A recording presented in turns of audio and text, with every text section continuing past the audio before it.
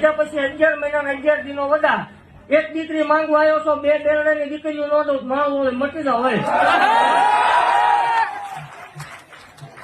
દીકરીઓ થઈ જાય એનો વાંધો ન હોય. રવિવાર નો દાડો હોય જન્મ થાય તો જ આપડે નક્કો રાખે છે.